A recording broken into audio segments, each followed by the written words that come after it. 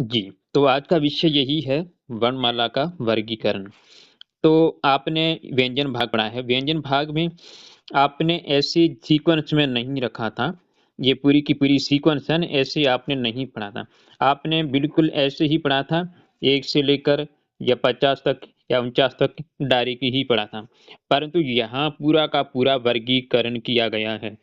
ये आप जो देख रही हैं ना, ये इसका वर्गीकरण है। वर्गीकरण कैसे? देख लो। ये क वर्ग है। सबसे पहले जो क आता है, इसलिए इसका नाम है क वर्ग। उसके बाद है च, तो इसका नाम है च वर्ग। और उसके बाद है ट, तो इसका नाम है ट वर्ग। और उसके बाद है त वर्ग, तो इसका नाम त वर्ग है। और ये है प, तो इसका नाम है प वर्ग। तो ये हुआ कि यहाँ से लेकर यहाँ तक जो हैं हमारे, ये पूरे के पूरे 25 वर्ण हैं। 5 वर्ग कुल मिलाकर 25 वर्ण हमें मिलते हैं। ये सारे के सारे वर्गीय हैं। वर्गीय हैं क्यों? क्योंकि इनको हमने कैटेगरियों में रखा है। क वर्ग की कैटेगरी, च वर्ग की कैटेगरी, ट वर्ग की कैटेगरी, त वर्ग की कैटेगरी और प वर्ग की कैटेगरी। अब हमने ये कैटेगरियों में क्यों रखा है? हमारी कौन सी मजबूरी है जो हमने इनको कैटेगरियों में बांट के रखा है? क्योंकि इन सभी का उच्चारण का मुकाम है या स्थान है, वो सबका अलग-अलग है। सबका अलग-अलग है। हमारी जो मुँह है, उसमें मुख्तलिफ पार्ट हैं। तो हमारी जो ज़बान है, कहाँ-कहाँ टच करती है, ठीक है? जब हम कुछ बोलते हैं, तो वो आवाज़ें हैं, हमारी ज़बान की कहाँ-कहाँ जो है टचिंग होती है, उससे वो आवाज़ निकलती है। ये तो हम समझे ही हैं। इसी वजह से हमने इनको कैटेगरियों में रखा है। 5 कैटेगरियाँ ये हो गई और बाकी ये बचता है। ये वाला भाग। तो इसमें पहले आप इसको क्या कहेंगे? इसको कहेंगे अंतःस्थ व्यंजन, ठीक है? और इनको कहेंगे ऊष्म व्यंजन और ये तो संयुक्त हैं, ये 2 मिलकर के बनते हैं, ये तो आप पढ़े ही हैं। तो इसका नाम क्या है? अंतःस्थ और इसका नाम क्या है? ऊष्म व्यंजन।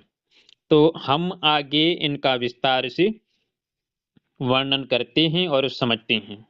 तो है वर्णमाला के अक्षरों का वर्गीकरण। व्यंजन को उनके उच्चारण की मुकाम की बुनियाद पर 5 वर्गों में तक़सीम किया जाता है। तो अभी-अभी क्या पढ़े? 5 वर्ग पढ़े थे आपने, ठीक है? उनको वर्णमाला को 5 वर्गों में तक़सीम किया है हमने। हर एक वर्ग में 5 व्यंजन आते हैं, तो कुल मिलाएँगे तो 25 हो जाएँगे, 5 वर्गों के। तो सबसे पहले हम इन 5 वर्गों के बारे में पढ़ेंगे, ठीक है? तो यहाँ शार्ट में बताया गया है, आगे थोड़ा-सा उसका वर्णन पढ़ेंगे। पहले यहाँ शार्ट में बताया गया है।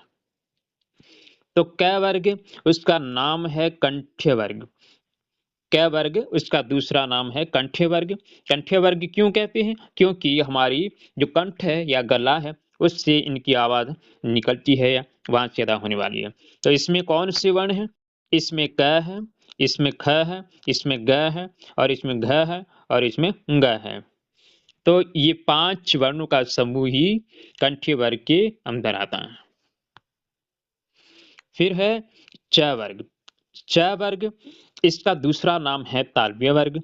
तालव्य वर्ग क्यों? क्योंकि इनकी जो साउंड है या इनका जो उच्चारण है हमारे तालु भाग से होता है। हमारे मुँह के अंदर तालु भाग है, वहीं से इनका उच्चार होता है, उनकी आवाज़ निकलती है, इसलिए ये तालव्य वर्ग हैं। इसलिए ये तालव्य वर्ग हैं। तो इसमें देखिए कितने वर्ण हैं? च, छ, ज, झ और ञ। ये 5 वर्णों का समूह इसके अंदर आता है। अब देखिए तीसरा नंबर ट वर्ग।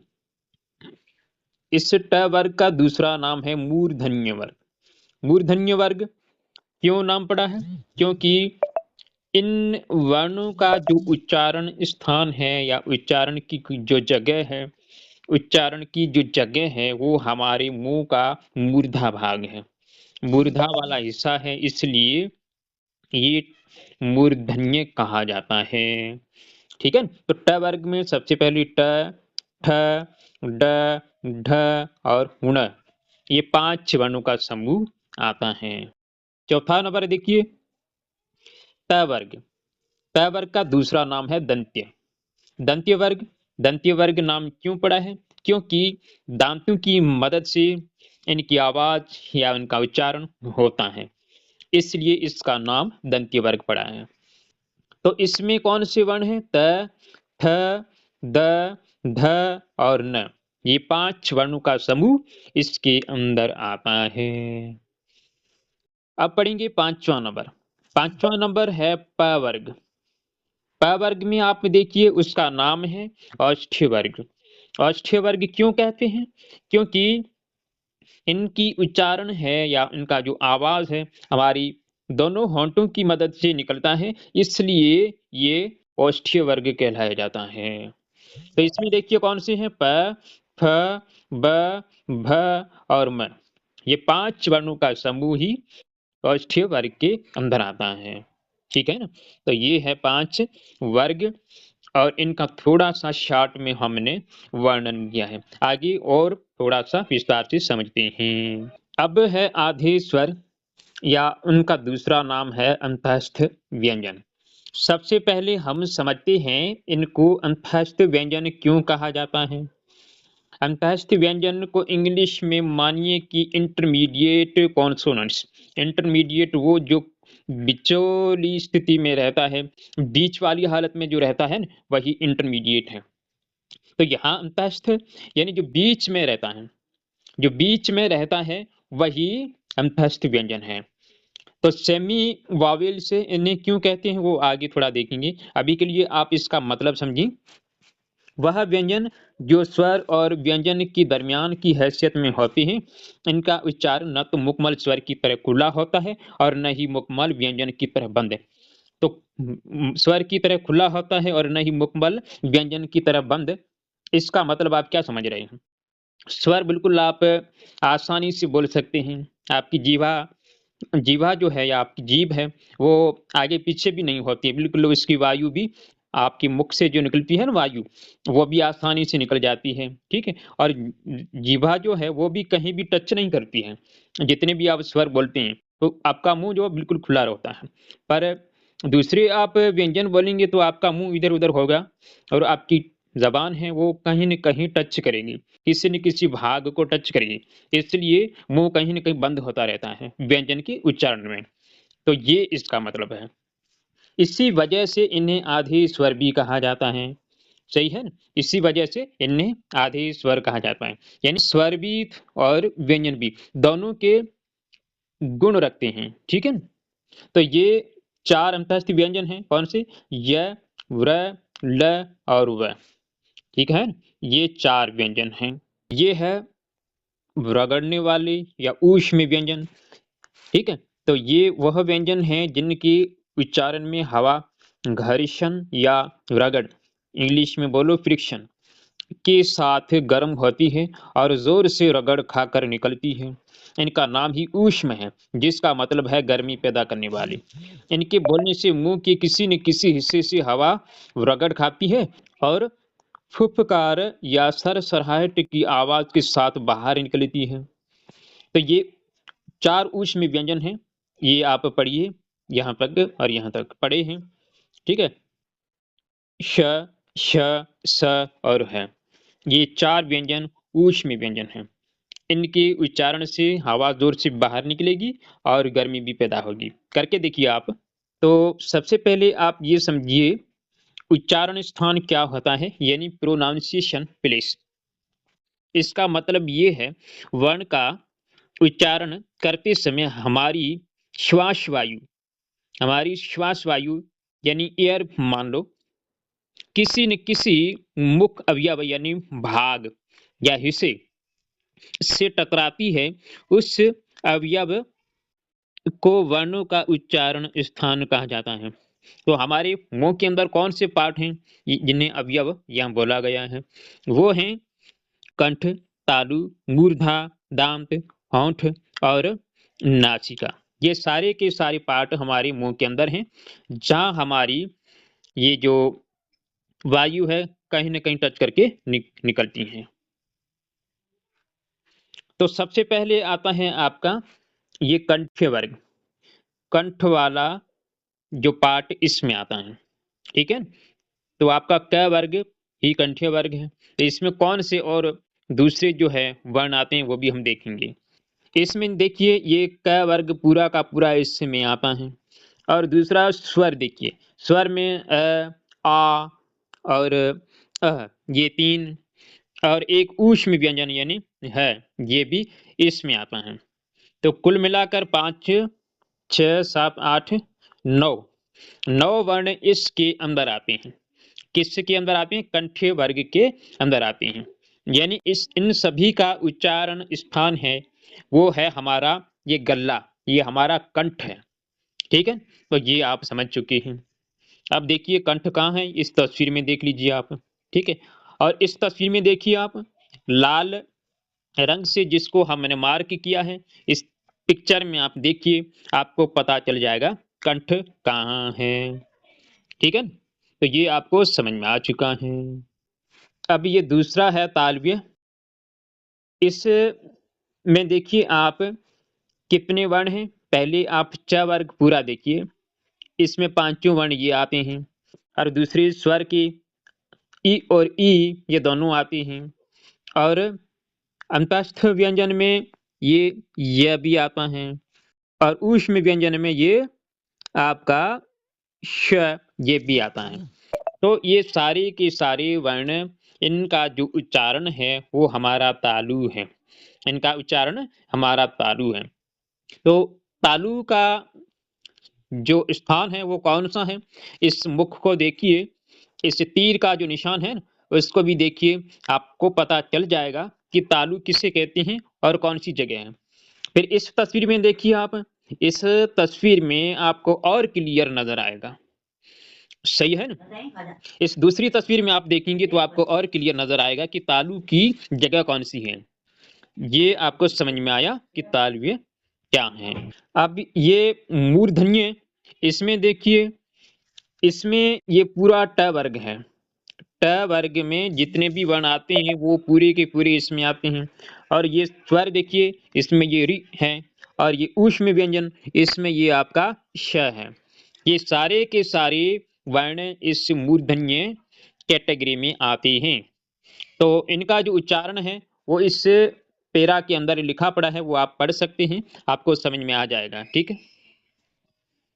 तो ये है, चित्र में भी समझाया गया है, आप समझ सकते हैं। और यहाँ ये मूर्धा किस जगह है इसमें भी आप देख सकते हैं, वो भी आपको मालूम हो जाएगा।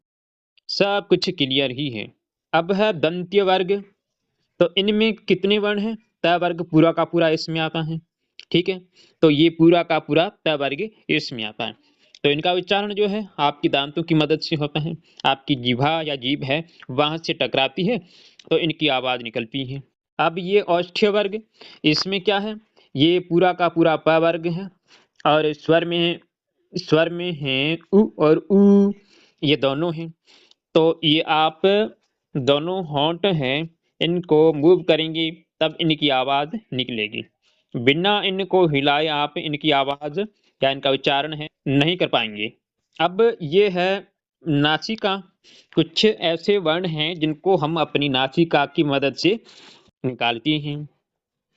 तो इसमें देखिए ये आपका अंग है और ng है और ञ है, ण है, न है और म।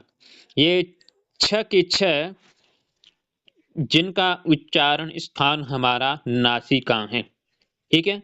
वैसे आपने 5 वर्गों में पढ़ा है ना, 5 वर्गों में जो 5वां नंबर जो आता है ये पांचों ही हैं।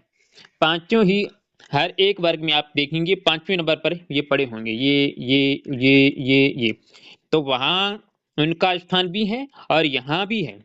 यानी ये संयुक्त स्थान वाला है वर्ण। संयुक्त स्थान वाला वर्ण क्यों? क्योंकि 2 जगहों से इनका उच्चारण होता है। एक तो आपने उन वर्गों में देखा, हर एक का उच्चारण स्थान वर्गों में दिया गया है। ठीक है? जैसे क वर्ग में कंठ आता है, प्लस में नासिका भी आएगा।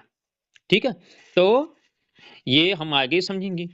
तो इसमें देखिए आप क्या बोल रहे हैं, कुछ वर्ण ऐसे होते हैं जिनके उच्चारण से जिह्वा मुख के भीतर भिन्न अवयवों यानी हिस्सों जैसे ओष्ठ, दंत, तालु, जीवा और मूर्धा आदि से टकराती हैं और साथ ही साथ नासिका भी उसमें कार्य करती है। यानी दो पार्ट हैं, दो जगह हैं जहाँ से वो काम होता है, तो उच्चारण निकलती हैं।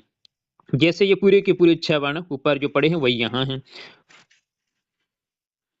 उदाहरण आप देखिए न, ऊर्ध्वा से बोला जाता है लेकिन नासिका से भी वायु निकलती है। इसी प्रकार न दंतीय वर्ण है लेकिन नासिका में भी किया जाता है। ठीक है, अतः ये वर्ण नासिक्य भी हैं। ठीक है ना? तो ये क्लियर। अब ये 3 प्रकार की और कैटेगरियां हैं जो कि संयुक्त हैं यानी कंबाइंड हैं। कैसे? देख लो, कुछ ऐसे वर्ण होते हैं जिनके उच्चारण में 2 अलग-अलग उच्चारण स्थानों का प्रयोग एक साथ होता है।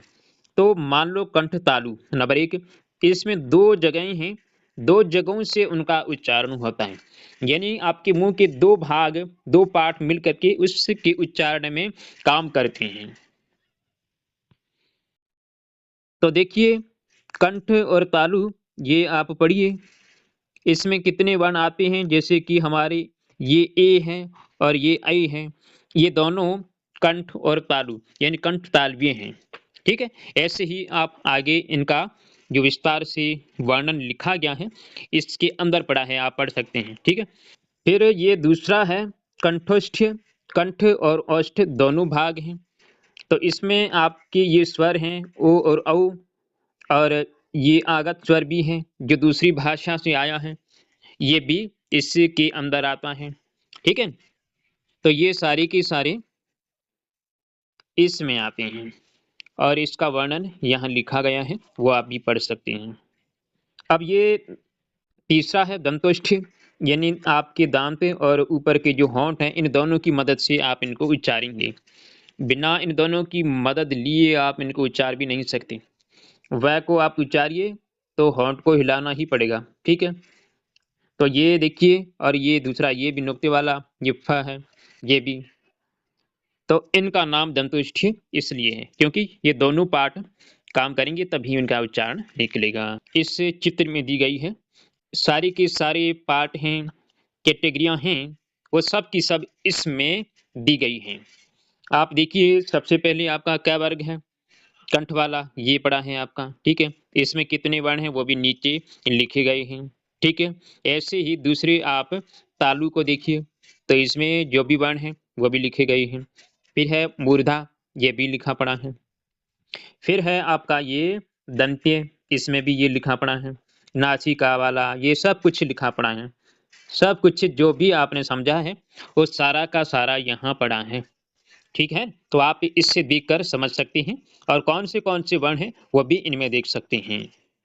फिर भी अगर आपको और अच्छे से समझना है समरी के रूप में, तो आप यहाँ समझ सकते हैं। जो हमने 5 कैटेगरियाँ की हैं उनका यहाँ वर्णन है और कलर में है।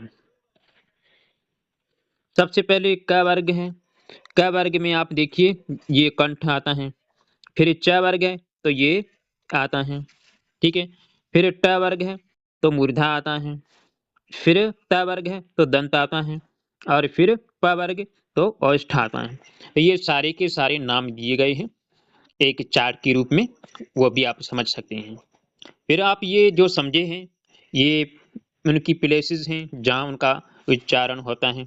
तो सबसे पहले कंठ है, फिर तालु है, फिर मूर्धा है, फिर दंत है, फिर ओष्ठ है, फिर नासिका है, फिर कंठ तालु, कंठोष्ठ और दंतोष्ठ, दंत और ओष्ठ। तो इसमें स्वर कितने हैं जो इनके अंदर आते हैं वो सारे के सारे ये पड़े हैं। ठीक है, वो समझ सकते हैं आप। फिर व्यंजन जो भी आते हैं इनकी कैटेगरी में वो सारे के सारे ये पड़े हैं। ठीक है, और ये दूसरे हमने 2 लिखे थे कंठस्थ और ऊष्म, ये दोनों भी इसमें आते हैं। तो ये भी पूरी की पूरी समरी है जो हमने पिछले टॉपिक में पढ़ा है वो सारा का सारा इसके अंदर पड़ा है। जिसको यहाँ टेबल में समझना है वो समझ सकता है यहाँ। और ये भी और तरीके से इसको समझाया गया है और सरल किया गया है। इसमें भी वही बात है जो आप समझे हैं। तो यहाँ भी सभी भागों का नाम भी दिया गया है। ठीक है, ये समझ सकते हैं आप। सारा का सारा क्लियर है। इसमें जो कुछ भी पार्ट हैं, वो लिखे गए हैं और जो भी वर्ण आते हैं, वो भी लिखे गए हैं। इस तरह ये आपका विषय क्लियर हो जाता है।